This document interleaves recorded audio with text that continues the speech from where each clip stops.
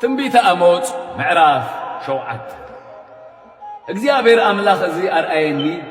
እነሆ ንሱ ኣብ መጀመርታ ትዳሕራይ ምጥጣዕ አንበጣ ፈጠረ እነሆ ኸኣ ትዳሕራይ ጠጥዒ ድሕሪ ዓጺድ ንጉስ ነበር ኮነ ድማ ነቲ ሳዕሪ ምድሪ ብጥራስ ምስ በልዖ ኣነ ኣታ እግዚአብሔር አምላኽ ያዕቆብ ንእሽተይ እሞ ከመይ ገይሩ ክቆምዩ በጃኻ ይቕረበል በልኩ እግዚአብሔር በዚ ተጣዕሰ እግዚአብሔር እዚ ሳይከውንን ይበል እግዚአብሔር አምላኽ ዝርአየኒ እነሆ እግዚአብሔር አምላኽ ብሓዊ ክቐጽዕ ፀዊዐ ነቲ ዓብዪ ዓሚቕ ሙኸበሎ ነቲ ግደ ኸኣበልዖ ኣነ ድማ ኣታ እግዚአብሔር አምላኽ ያዕቆብ ንእሽተይ እሞ ከመይ ገይሩ ቆምዩ በጃኻ ሓደግ በልኩ እግዚአብሔር በዚ ተጣዕሰ እግዚአብሔር አምላኽ እዚ ናይ ክኸውንን ይበል ንሱ ድሕሪ ዝርአየኒ እነሆ እግዚአብሔር መለክዕ መንደቕ ኣብ ኢዱ ሒዙ ኣብ ልክዑ መንደቕ ደው ኢሉ ነበር እግዚአብሔር ድማ ኣታ አሞጽ እንታይ ትርኢ ኣለኻ በለኒ ኣነ ኸኣ ሓደ መለክዕ መንደቕ በልኩ እግዚአብሔር ድማ እነሆ ኣነ ንመለክዕ መንደቕ ኣብ ማእከል ህዝቢ እስራኤል ከምብሮ እየ ደጊም ድሕሪ እዚ ኣይክሓልፎምን እየ እቲ በረኽቲ ቦታ ይሳቅዓኑ እቲ መቓድስ እስራኤል ከዓ ክፈርስ እዩ ኣነ ውን ሰይፊ ሒዘ ንቤት ይሮብዓም ከተንስአ ይበል ሽዑ ኣማስያ ኻን ቤትኤል ናብ ይሮብዓም ንጉስ እስራኤል ከምዚ ኢሉ ለኣኸ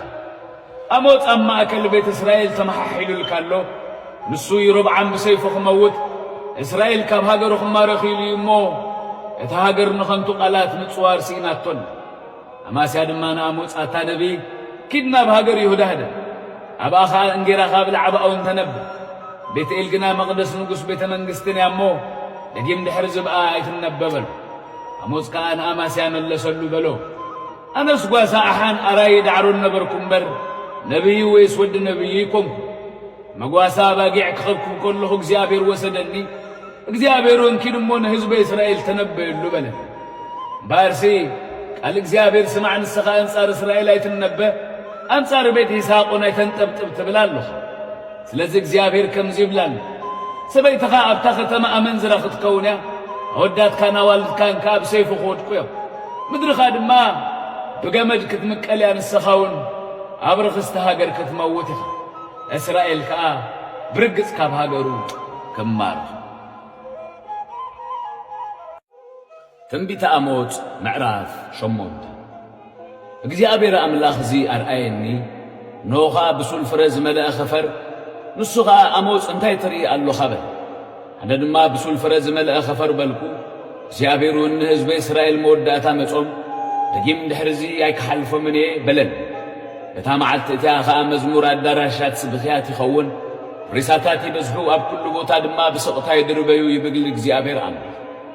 ኣቱም ኤፋ እናነኣስኩም ስቓል ከኣ እናወሰኽኩም ብሓሳዊ ሚዛን እናቀበርኩም እኽሊ ክንሸይጥሲ ሰርቂ ወርሒ መኣስኮን ይሓልፍ ቆፎ ስርናይ ክንከፍት ከሰንበት መኣስኮን ትሓልፍ ነቲ ድኻ ብብሩር ነቲ መስኪን ከዓ ብሓንቲ ጽምዲ ሰኣነ ክንሻየጦ ጉርዲ ስርናይ እውን ክንሸይጥ ኢና እትብሉ ንስኻትኩም ነቲ መስኪን ክትወሕጥዎ እቶም ሽጉራት እቲ ሃገር እውን ክተጥፍኡ ትደልዩ ዝስሙ እግዚአብሔር ኣነ ንኹሎም ግብሮም ከቶ ይክርስዖን እየ ኢሉ ብኽብሪ ያዕቆብ መሓለ እቲ ሃገር በዚ ምኽንያት እዙ ዶ ኣይተንቀጥቅጥን እቶም ኣብኡ ዝነብሩ ኹላቶም ከ ኣይሓዝኑን ዶ ንሳ ብዘላ ከምቲ ወሓዚ ክትልዓል ከምቲ ሩባ ግብፂ ድማ በለቕ በለቕ ክትብልን ለጠቕ ክትብልን እያ በታ መዓልቲ እቲኣ ድማ ክኸውን እዩ ይብል እግዚአብሔር ኣምላኽ ቀትሩ ኹሉ ንፀሓይ ክዕርባ ኣብ ድሙቕ መዓልቲ እውን ምድሪ ክትጸልምታ እያ ንባዕላትኩም ድማ ናብ ሓዘን ንኹሉ መዛሙራትኩም ከኣ ናብ ቁዘማ ክልውጦ እየ ኩሉ ጎድኒ ኸሊ ከም ዝኽደንን ኩሉ ርእሲ ድማ ከም ዝላፅን ክገብር እየ ከም ሓዘን ብሓደ ውሉድን መወዳእቱ እውን ከም መሪር መዓልትን ክገብር እየ እግዚአብሔር ኣምላኽ ከምዚ ይብላሉ እነሆ ኣነ ናብቲ ሃገር ጥሜት ዝሰደለም መዓልትታት ክመጻ እየ ንምስማዕ ቃል እግዚአብሔር እምበር ንጥሜት እንጌራን ጽምእማይን ኣይኮነ ካብ ባሕሪ ናብ ባሕሪ ካብ ሰሜን ናብ ምብራቕ ይኽብልሉ ቃል እግዚአብሔር ክደልዩስ ናብ ዝናፍትን ይጐዩ ኣይረኽብዎን ከኣ በታ መዓልቲ እቲኣ ጽቡቓት ደናግልን እቶም ኣጉባዝን ብጽምኢ ይሕለውሉ እቶም ብኃጢአት ሰማርያ ዝምሕሉ እሞ ኣታዳን ኣምላኽ ካህያው እዩ ብመንገዲ ብኤር ሻባዕ ካህያው እዩ ዝብሉ ይወድቁ መሊሶም እውን ኣይትንስኡ ትንቢተ አሞጽ ምዕራፍ 9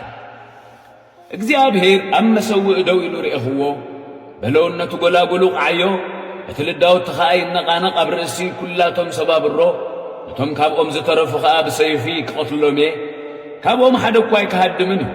ካብኦምሲ ሓደ እኳ ኣይከምልጥን ኩዒቶም እኳ ናብ ሲኦል እንተኣተዉ ካብኡ ኢደይ ከተውፅኦም ናብ ሰማይ እንተደየቡን ካብኡ ኣነ ኸውርዶም ኣብ ርእሲ ቄርሜሎስ እኳ እንተተሓብኡ ኣነ ደልየ ካብኡ ኸውፅኦም ካብ ዒንተይ ናብ ማዕሙቕ ባሕሪ እንተተሓብኡ ኣብኡ ንተመን ክእዝዙ እየ ክነኽሶም ከኣል ኣብ ቅድሚ ጸላእቶም ተማሪኾም እንተኸዱ እኳ ናብኡ ንሰይፉ ክእዝዙ እየ ክቐትሎም ድማ እዩ ሰናይ ዘይኮነስ ንሕሰም ዒንተይ ናብኦም ከጠምተኒ ንምድሪ ዝትንክያ እግዚኣብሔር ኣምላኽ ሰራዊት እዩ ንሳ ኸኣ ትመክኽ እቶም ኣብኣ ዝነብሩ ኹላቶም ድማ ክሓዝኑ እዩ ንሳ ብዘላ ከምቲ ወሓዚ ክትለዓል ከምቲ ሩባ ግብፂ ድማ ልጠቕ ክትብል እታ ኣዳራሻቱ ኣብ ሰማይ ዝሰርሐ ጠፈሩ ኣብ ልዕሊ ምድሪ ዝሰረተ ንማያት ባሕሪ ዝጽውዕ ናብ ልዕሊ ገጽ ምድሪ ድማ ዝሕዕዎ ስሙ እግዚኣብሔር እዩ ኣቱም ደቂ እስራኤል ንስኻትኩም ንኣይ ከም ደቂ ኢትዮጵያውያን ደይኮንኩምን ይብል እግዚኣብሔር ንእስራኤል ካብ ሃገረ ግብፂ ንፍልስጤም ድማ ካብ ካፍቶር ንሶርያውያን ከዓ ካብ ቂር ኣነ ደይኮንኩን ዘውፃእክዎ ንሃይንቲ እግዚኣብሔር ኣምላኽ ኣብ ልዕሊ እታ ሓጥእ መንግስቲ እያ ካብ ገጽ ምድሪኻ ከጥፍኣ እየ ግናኸ ንቤት ያዕቆብ ብጥራስ ኣይከጥፍኣኒ ይብል እግዚኣብሔር እነሆ ኣነ ክእዝዝ ንቤት እስራኤል ከዓ ከምቲ ብሚሐ ዝሕሐ ስርናይ ኣብ ማእከል ኩሎም ህዝብታት ክንዝንዛኤ ሓንቲ ስርናይ ኣብ ምድሪ ክትወድቕን እያ ንሳቶም ሕሰም ኣይከርክበልናን እዩ ኣይክበጽሐናን ከኣዩ ዝብሉ ኹላቶም ሓጥኣን ህዝበይ ብሰይፉ ክመውቱ እዮም እታ መዓልቲ እቲኣ ኣነ ንዝወደቐት ድኳን ቤት ዳዊት ከልዕላ ነቕዓታ ኸኣ ክጣጥእ እየ ነቶም ኣብ ካብ ኤዶም ዝተረፉን ነቶም ብስመይ ተሰመዩ ኩሎም ህዝብታትን ክወርሱን ንዑ ንኣ ኸልዕሉ ከምቲ ብዘመን ጥንቲ ዝነበረቶ ገይረ ኸኣ ኻህንጻኤ ይብል እቲ ነዚ ዝገብር እግዚኣብሔር ይብል ኣሎ እንሆ እቲ ሓረስታይ ንዓጻዳይ እቲ ጸማቓይ ወይኒ ድማ ነቲ ዘራእ ዘርክበሉ መዓልታት ክመጻ እየ ኣኽራን ከዓ ኾልዑ ወይኒ ኸንጠብጥብ ኩሉ ኽዶ ኽቶታት ድማ ኽመክኽ ኣነ ኸኣ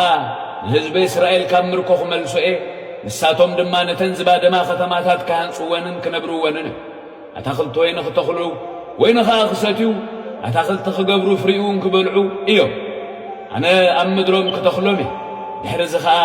ካብታ ዝሃብክዎም ምድሮም ከቶ ኣይክምንቆሱን እዮም ይብል እግዚአብሔር አምላክ